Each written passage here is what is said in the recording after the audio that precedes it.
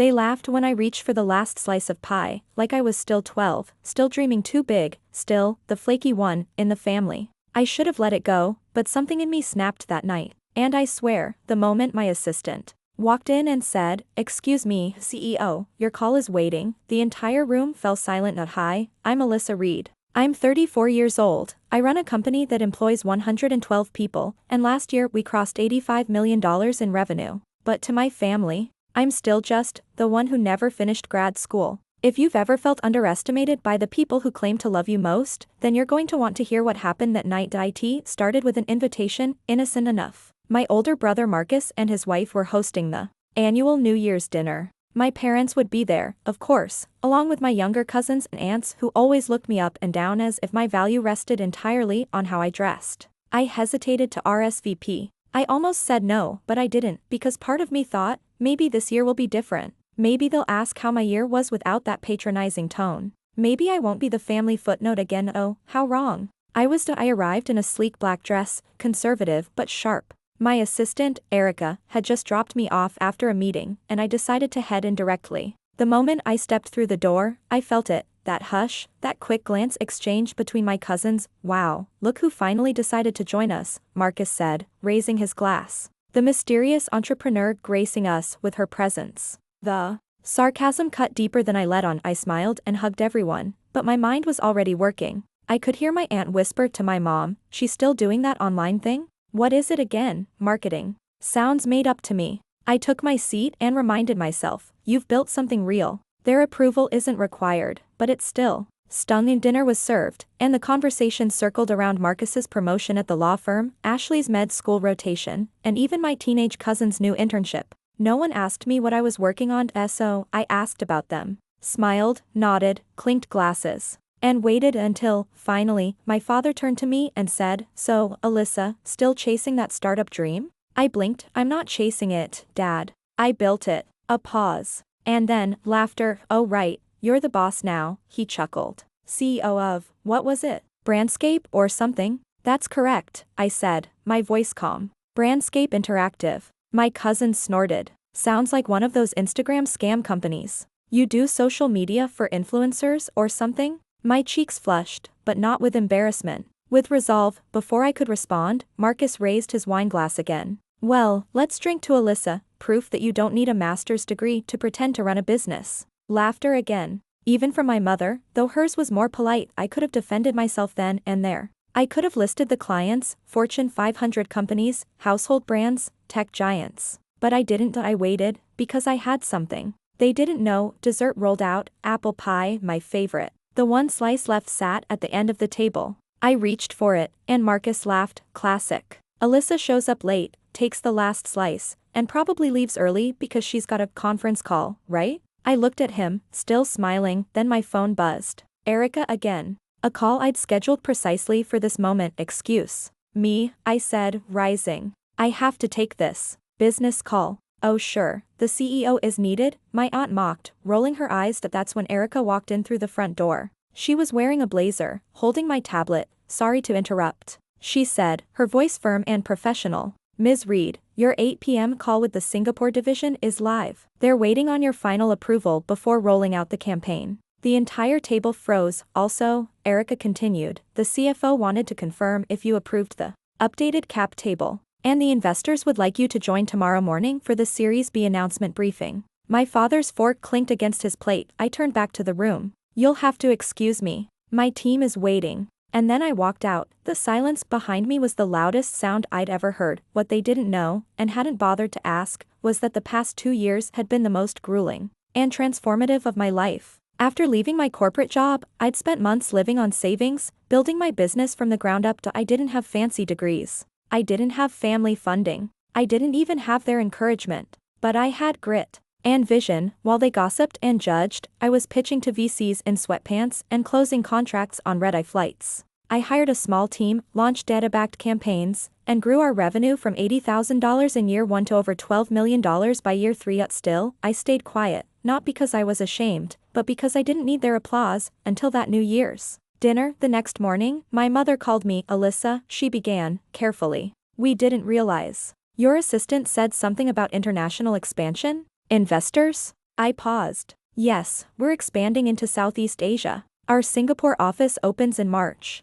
I thought Dad knew. I sent over the press release. There was silence. And then, we're proud of you. The words sounded strange. Not because I hadn't longed for them, but because I had already made peace with never hearing them. But they came anyway. Later that week, Marcus emailed me. Subject line, quick chat. He wanted advice on marketing for his wife's skincare brand. Said he realized he might have underestimated what I do. I said I'd think about it. Because you see, that night wasn't just about me being acknowledged, it was about reclaiming the power they'd made me believe I never had. I used to think I needed their validation to feel like I mattered. I don't think that anymore. I just needed that one moment, when my assistant walked in and called me a CEO, to remember who I really am. And the best part? That was only the beginning, because now, every New Year's dinner, they wait for me to speak first, and every year, I smile, quietly, powerfully, and remind myself, sometimes the best revenge is success that speaks louder than anything you could say. The ride back from Marcus's house was quiet. Erica glanced at me from the driver's seat once, like she was checking if I was okay.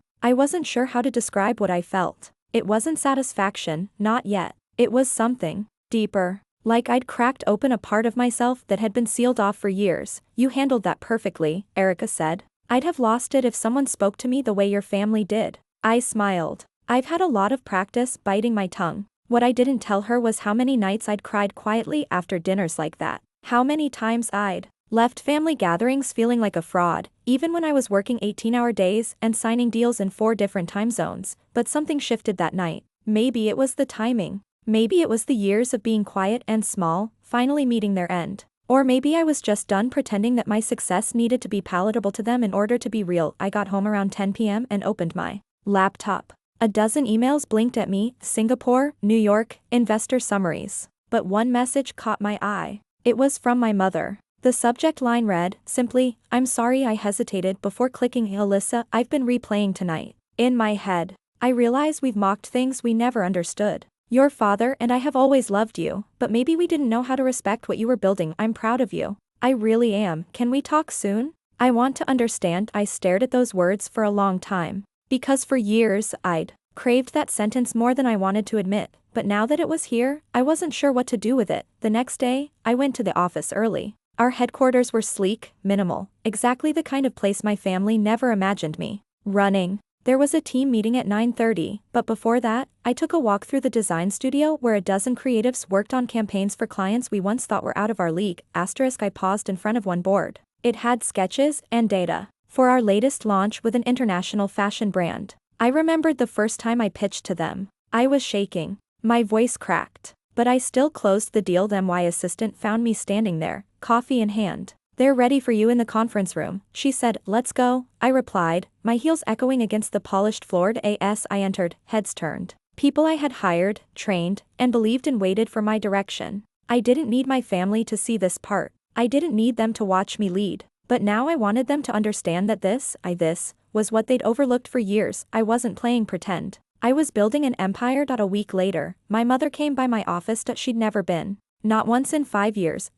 She walked slowly through the reception area, her heels clicking awkwardly, eyes scanning the framed magazine features and awards on the wall. "You did all this?" she asked quietly. I nodded. She stopped in front of a photo of our team at our first $1 million revenue milestone. I was in the middle, smiling, wearing an old blazer I bought on clearance. "You never said it was this big," she said. I shrugged. Would it have mattered? She looked at me then, really looked. Yes. I think it would have scared us, honestly. That surprised me. I didn't think our little girl who doodled logos in notebooks would actually go out and turn it into something this real, she said. "You never asked us for anything. You just did it. I guess we didn't know how to react." She sat down across from me, hands folded. "And maybe we didn't want to believe you could succeed without us. That's our fault." The words settled between us, heavier than I expected. "I didn't need your money," I said. "But I did need your belief." She nodded slowly. "I see that now. And I'm sorry." From that day on, things began to shift. Not overnight, not perfectly, but slowly. Marcus started sending me his business newsletter each month and asked for feedback. My cousin Ashley actually applied for a summer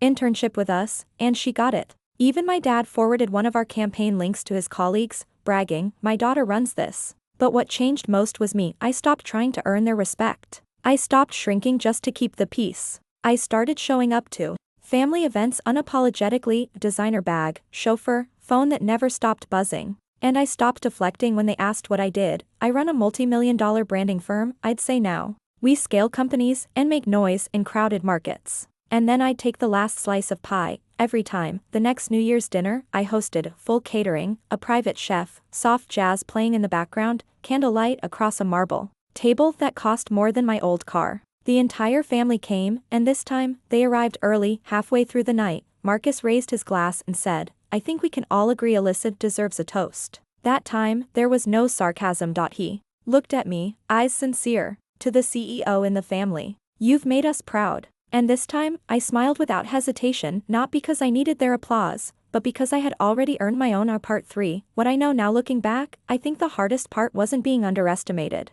It was realizing how long I'd carried their doubt inside me. They say imposter syndrome lives in high achievers. I disagree. I think it lives in people whose value was questioned too early, too often, by the people who should have been their biggest supporters. But you don't have to stay small just because someone else can't see your vision. If you're reading this, and you've been the black sheep, the failure, the one they chuckle at when you say your dreams out loud, I want you to know you don't have to prove them wrong, you only have to prove yourself right. Do your work. Make it excellent. Keep building in silence if you must. But one day, when your assistant walks into the room and says, "CEO, your team's waiting," the people who doubted you will finally see what you always knew, and the only thing better than proving them wrong is realizing you didn't need to. Success, I've learned, isn't just about what you build for yourself. It's about who you bring to the table when you finally have the power to choose the seating chart. And after that second New Year's dinner, the one where Marcus toasted me without a smirk, where my mother called me brilliant in front of everyone, I started asking myself a new question. Now that I have their respect, what am I going to do with it?